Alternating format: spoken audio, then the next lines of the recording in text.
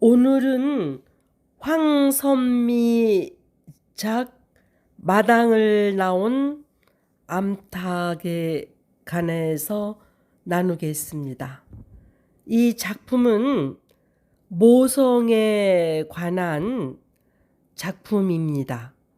모성은 그 신이 세상의 모든 일을 할 수 없기에 곳곳에 여러 장소에 어머니가 존재한다고 합니다. 어머니, 즉 모성은 신의 역할을 대신한다고 합니다. 모성은 생명의 전달자, 수호자, 양육자의 역할을 합니다. 모성이 하는 일은 보통 노동과 다르게 생명을 키워나가는 일입니다. 어머니가 늙어서도 어머니의 사랑 모성은 자식에게 강물처럼 흘러들어갑니다.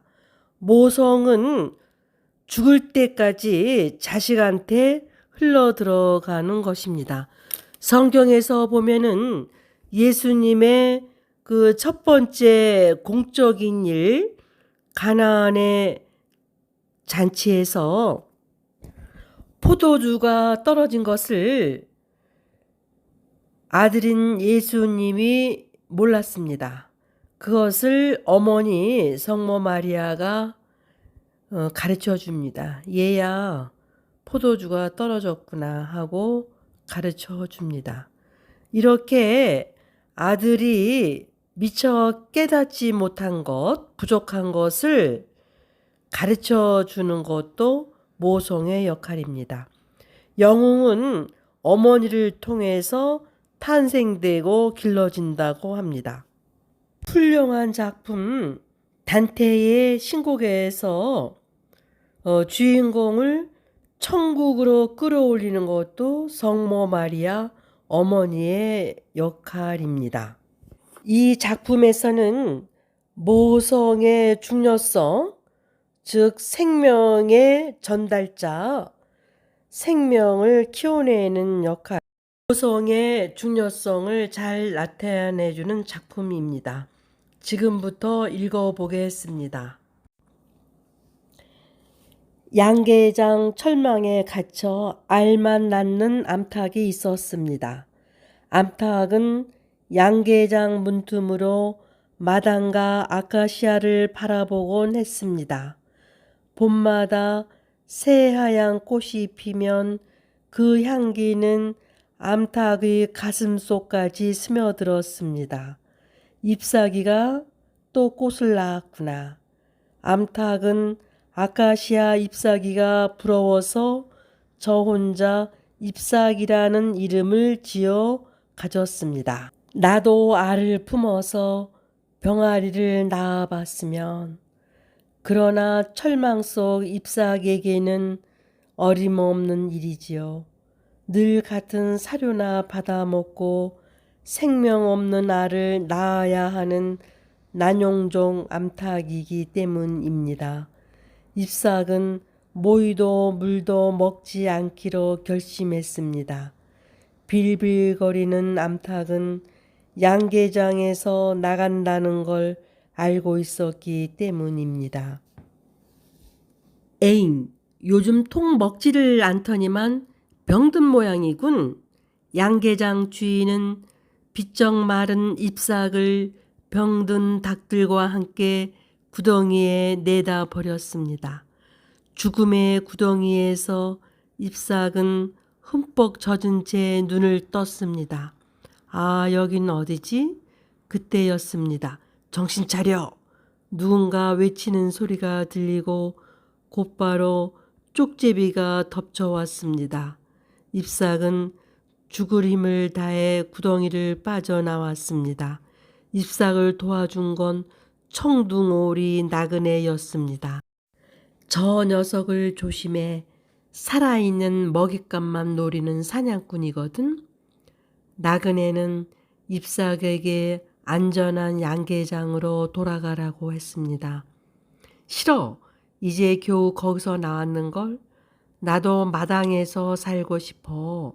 잎삭은 어두운 숲길을 지나 마당으로 갔습니다. 잎삭이 나타나자 헛간에 있던 마당 식구들이 웅성거렸습니다. 난 잎삭이야. 너희와 함께 지내고 싶어서 왔어. 문지기 개가 이빨을 드러내며 우르렁거렸습니다. 오리들은 깨깨거리며 웃어댔습니다. 수탉도 험악한 눈초리로 잎삭을 쏘아보았습니다. 아무도 널 원하지 않아. 양계장으로 당장 돌아가. 잎삭은 마당에서 쫓겨나고 말았습니다. 외롭고 슬프지만 잎삭은 두 다리에 힘을 주고 가슴을 폈습니다. 슬퍼할 거 없어. 이렇게 양계장을 나왔잖아. 기적이 일어난 거야. 잎삭은 드넓게 펼쳐진 들판을 바라보며 날개를 힘껏 푸드덕거렸습니다. 잎삭은 들판의 모든 게 새로웠습니다. 들판은 잠자리를 알려주는 수달, 목숨을 노리는 쪽제비가 같이 있는 곳이었습니다. 또한 나그네 청둥오리와 뽀얀 오리가 어울려 다니는 것을 그저 지켜봐야 하는 곳이었습니다. 나그네에게 짝이 생긴 건 다행이지만 잎삭은 왠지 마음이 쓸쓸했습니다.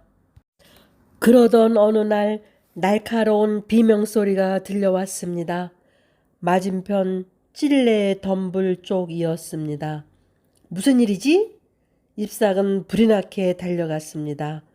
찔레 덤불 속은 텅 비어 있었습니다. 나그네와 뽀얀 오리는 간데없고 푸른 빛이 도는 알만 남아 있었습니다. 세상에 예쁘기도 해라. 알을 그렇게 두면 안 된다는 것을 잎삭은 알고 있었습니다.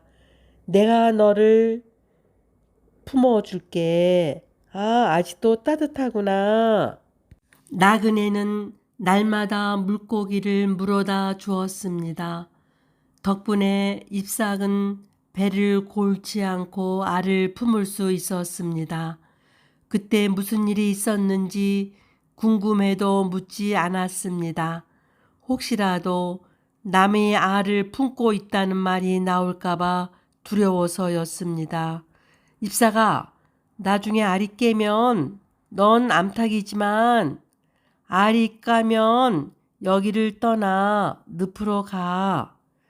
달이 기울었듯이 쪽제비 배도 비었다는 걸 잊지 마. 쪽제비? 그 소리는 잎삭을 긴장하게 만들었습니다. 지치고 힘든 날이 계속되던 어느 날 꽥꽥 가슴을 후비는 비명소리에 잎삭은 벌떡 일어났습니다. 나그네! 어둠 저편에서 나그네와 쪽제비가 뒤엉켜 있었습니다. 잎삭은 나그네를 부르며 정신없이 달려갔습니다. 나그네는 벼랑 끝으로 몰리고 있었습니다. 아니, 쪽제비를 꿰어내는 것 같기도 했습니다. 벼랑 끝으로 결국 쪽제비가 나그네의 목을 물고 벼랑 끝으로 사라졌습니다. 잎삭은 부들부들 떨면서 비참한 광경을 지켜봐야만 했습니다. 슬퍼하던 잎삭은 문득 혼자 있었을 알이 생각났습니다. 그래서 찔레 덤불로 종종 걸음을 쳤습니다. 오, 저건 혼자서 알을 깨고 나온 아기가 까만 눈으로 잎삭을 바라보았습니다. 알 속에 아기가 있다고 믿었지만 그래도 이건 꿈만 같았습니다. 아가야, 너였구나. 잎삭은 날개를 활짝 펴고 아기를 감싸 안았습니다. 작지만 따뜻한 온기를 가진 진짜 아기였습니다. 잎삭은 늪이 마음에 들었습니다. 아기가 수련잎을 건너다니며 즐겁게 제재거렸기 때문입니다. 서툴기는 해도 아기는 분명히 헤엄을 치고 있었습니다. 찔레 덤불 속의 알, 청둥오리, 먹이, 비명소리, 쪽제비, 내가 뽀얀 오리의 알을 품었던 거야. 그러니 거기에 알이 있었고 나그네가 찾아왔지? 아가야, 넌 영락없는 오리구나. 잎삭은 아기에게 초록이라는 이름을 지어주었습니다. 잎삭과 초록이가 다르게 생겼다는 사실은 이웃들에게 종종 웃음거리가 되곤 했습니다. 닭이 오리 새끼를 까다니 별 희한한 꼴을 다 보겠군. 너는 네 엄마랑 왜 달라? 친엄마 맞아? 마당 식구들이 잎삭을 무시했던 것처럼 늪의 이웃들도 초록이를 멀리했습니다. 엄마, 나도 물 위에 끼고 싶어. 엄마가 날 사랑하는 건 알아. 하지만 우리는 서로 다르잖아? 잎삭은 가슴이 무너지는 것 같았습니다. 떠돌이 생활은 고단해도 견딜 수 있었습니다. 정말 견디기 어려운 건 초록이의 우울한 모습을 바라보는 일이었습니다. 잎삭은 초록이를 볼 때마다 나그네를 생각했습니다.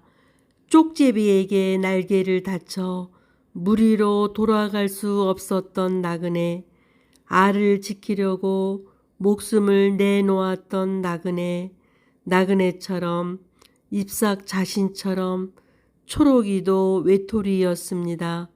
물 위에 끼고 싶은 게 당연합니다. 그런데 아까부터 초록이가 보이지 않아 잎삭은 불안해졌습니다. 초록이는 집 오리떼를 따라 마당으로 들어섰습니다. 오호, 야생오리가 제 발로 걸어 들어오다니. 양계장 주인이 초록이를 냉큼 붙잡았습니다. 날개 끝부터 잘라야겠군. 날아가지 못하게. 초록이는 겁에 질려 울음을 터뜨렸습니다. 마당으로 온 게 잘못이었습니다. 초록이의 소식을 듣고 잎삭은 미친 듯이 달려왔습니다. 꼬꼬대 꼭꼭꼭 그 애를 놔줘. 날개를 퍼덕이며 달려든 잎삭 때문에 마당은 온통 아수라장이 되었습니다. 발목에 끈이 묶인 채 초록이는 간신히 도망쳤습니다. 위험은 끝난 게 아니었습니다. 호시탐탐 초록이를 노리던 사냥꾼. 초록이가 벼랑 끝에서 사냥꾼 쪽제비와 마주친 것입니다. 깍! 아가 도망쳐! 잎삭이 달려들어 쪽제비를 앙칼지게 쪼았으나 초록이는 벼랑에서 떨어지고 말았습니다. 잎삭은 오래전 죽음의 구덩이에 버려졌을 때처럼 절망했습니다. 그런데 그때 엄마 정말 굉장하지? 벼랑 아래로부터 날개짓하며 서서히 날아오르는 초록이가 날고 있었습니다. 거친 바람이 갈대숲을 뒤흔들기 시작했습니다. 엄마, 이상해. 뭔가 다가오고 있어.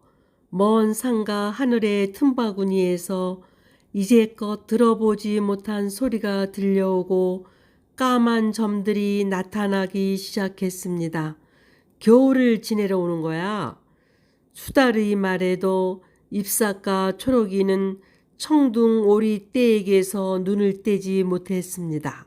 아기를 데리고 늪으로 가라던 나그네의 말을 잎삭은 비로소 이해할 수 있었습니다. 초록이는 청둥 오리 무리에도 낄 수가 없었습니다. 발목의 끈 때문이었습니다. 나는 어디서나 외톨이야, 엄마. 이제는 더 노력하고 싶지 않아. 잎삭은 가슴이 아팠습니다. 그래서 초록이가 잠든 사이에 밤새도록 부리로 끈을 쪼아댔습니다. 남은 끈은 어쩔 수 없구나.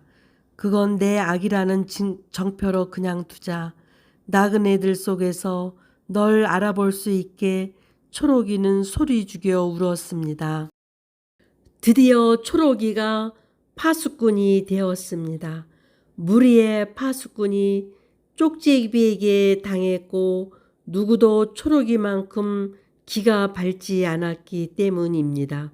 우렁찬 목소리, 빛나는 날개, 힘찬 날개짓, 아무리 청둥오리가 많아도 잎삭은 초록이를 단번에 알아볼 수 있었습니다.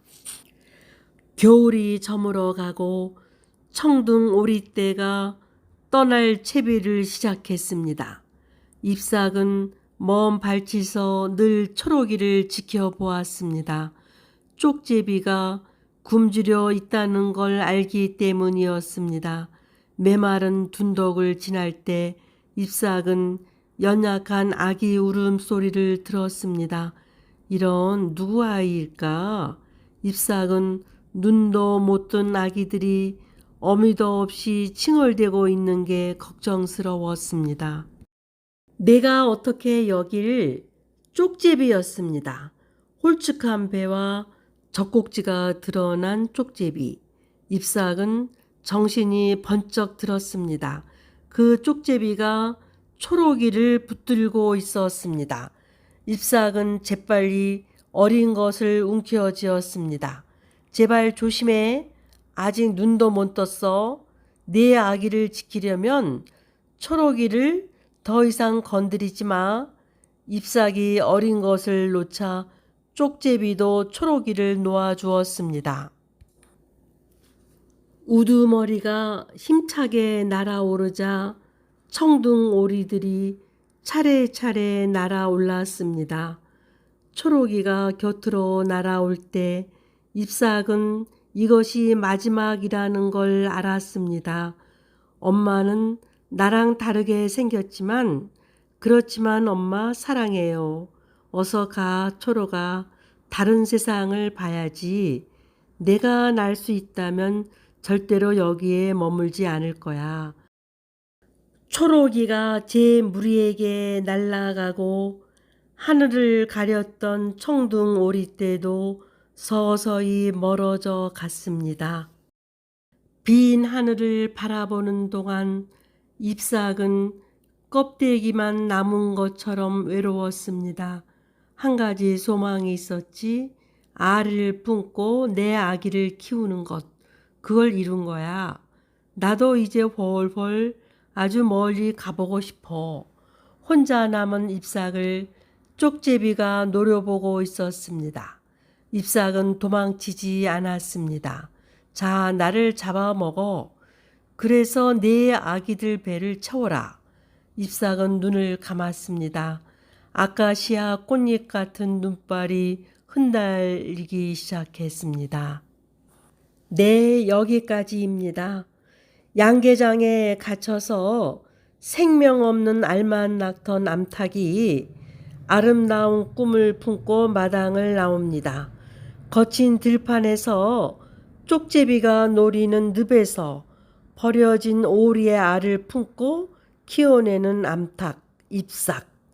뜨거운 모종과 용기로 삶에 당당하게 뛰어든 잎삭이 꿈을 이뤄 나갑니다.